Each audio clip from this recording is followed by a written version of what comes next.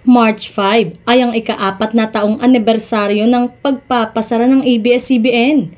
Inamin ng ABS-CBN Studio na wala pang plano sa ngayon na makakuha ng bagong prangkisa. Higit sa 4 na taon matapos hindi ito mapagbigyan ng kamera na makapag-renew ng prangkisa.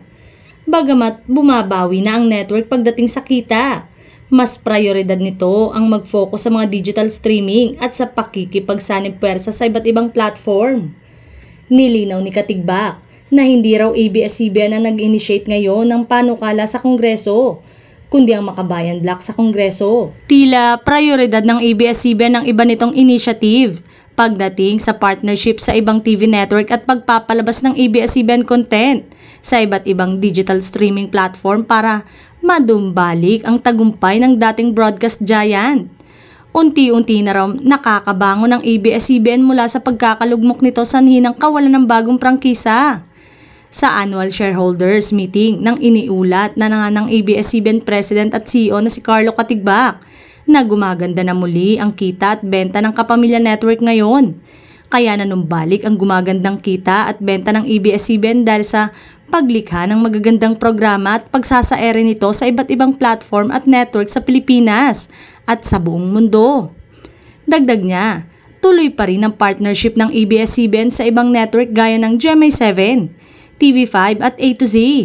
Gayon din sa pagpapalabas ng ABS-CBN content sa streaming platform gaya ng Netflix, Viu at i1TFC. Patuloy pa rin daw nila itong pinag-uusapan at kung naaayon ba ito sa plano nilang tahakin ng kumpanya.